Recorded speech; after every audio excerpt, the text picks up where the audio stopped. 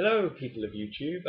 As you may know, it's summer again, so I'm back in the UK and I've decided to go on my summer spending spree once more because everything's cheaper out here and everything's more available.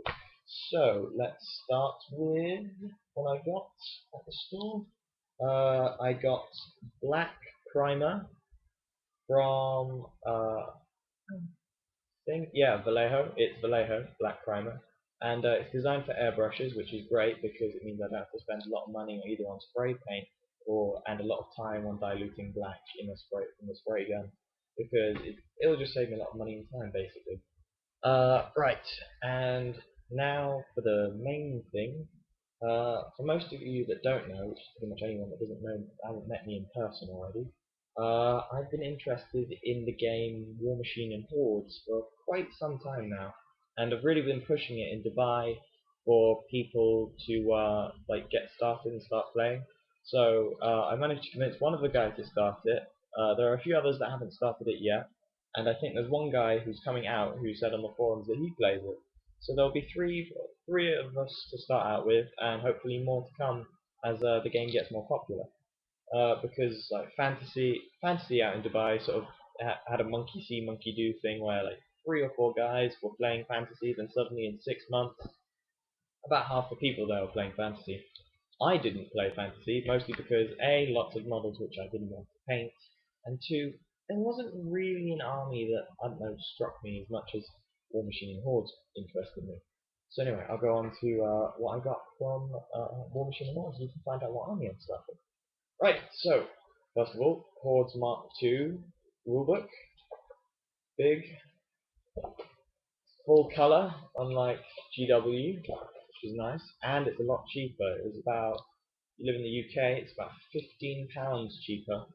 For the rest of you, yeah, look it up. Right, and now I got the Forces of Hordes Minion book. And the reason I got this is because I'm playing a Minions army, and normally you wouldn't have to buy the faction rulebook, but because I'm playing minions, similar to mercenaries, they get hired by other armies or they can play as themselves. So I felt it was needed to sort of get this, just so because they have a few extra special rules concerning how they play with other armies, how they play by themselves. So I really thought best to cover it all and get the book.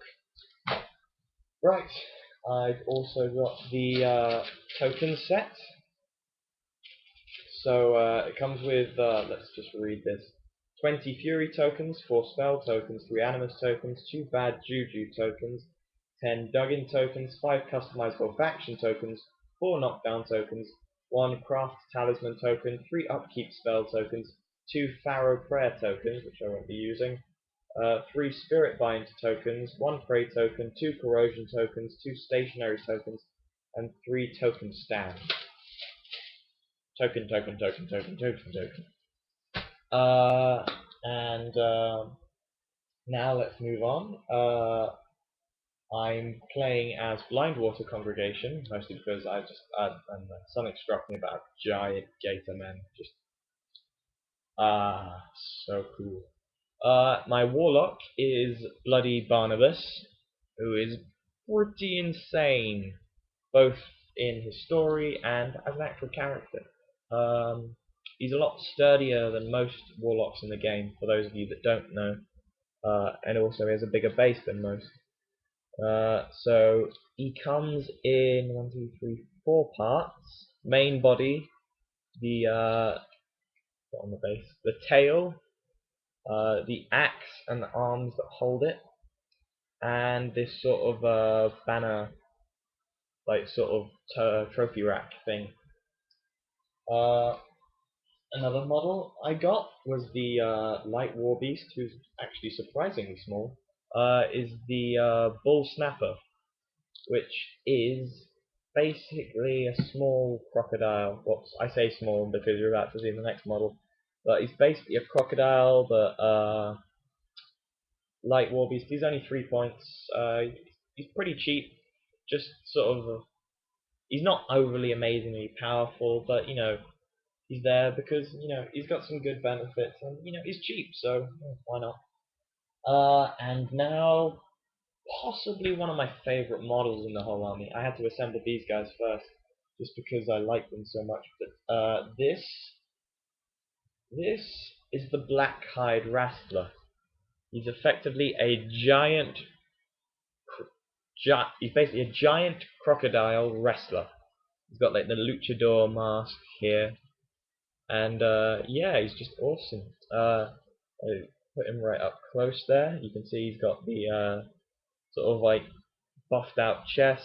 He's got the big spiky scaly back. He's got like rope van braces, a pauldron there, and I mean there's a few gaps, but I'll just have to break it apart and fill it in again with green stuff around the waist. Same with the ball snapper, it has a few gaps in it. But really nice model, really detailed. The scales are like all really small and really detailed, which is great. Give me lots of time to paint them. And also, if you're wondering what it looks like painted, there's the box, so that's what it'll look like. And time to move on to the other stuff I got. I got the Ironback Spitter, which is basically a giant snapping turtle that spits acid at people. I wanted it just because there's quite a small range. There's only a small range in the Blind Wolf congregation, so I thought it's different. It means I won't have to be painting scales all the time. It'll be a nice little bit of variety, different colour, can try out some different techniques on it. I have a Gatorman posse, another Gatorman posse, and also they only come in sets of 3, but you can get the max unit size, which is 5. So I have to buy 4 blisters with the same Croc Man in it, or Gatorman. Then I bought 3 Croak Hunters, which again gives me something different to paint. It's basically a frog hunter, sort of like with spears and everything. He's quite cool. He's got like turtle shell armor. It'll be interesting to paint. Allow me to do something a little more vibrant than the sort of dark, muddy alligator colours. So I can maybe paint him like in vibrant, like orange colours, like a tree frog. And also, again, for some added colour, I have the how do you pronounce that? The Throlug or Throg or Throlug, however you want to pronounce it. Basically, the guy that's purple with tentacles, with a face and a big spine. And there's what the metal looks like. Don't know how much help that's going to be to you. But also, because they're gator men and they live in swamps, I thought, I'm going to do some nice cool basing for it. So I got Woodland Scenics Realistic Water and Woodland Scenics Field Grass, which I'll use for like swamp breed. And now normally the bases come. This is the largest base that they make, except for until you get into like the massive, ridiculously, I guess if you were comparing it to Warhammer, apocalypse-sized stuff. This is a 50mm base, and they all come sort of round, beveled, with a lip here, and it's about maybe a millimeter deep. I haven't got them yet, but I'm going to order them now. I'm ordering some resin bases offline that are basically same bases, same base size, but they're a lot deeper. So I can glue the model in, and then I can use realistic water and stuff to make it look like their base is actually in a swamp. So it'll be completely covered in water, and it should look really cool. I've also got the realistic water because the Blind Water Congregation's abilities is to make swamp terrain and basically swamp pits and stuff. So I'll also be using some foam board to make some swamp templates as well. And who knows, maybe if I have enough time, even a swamp table.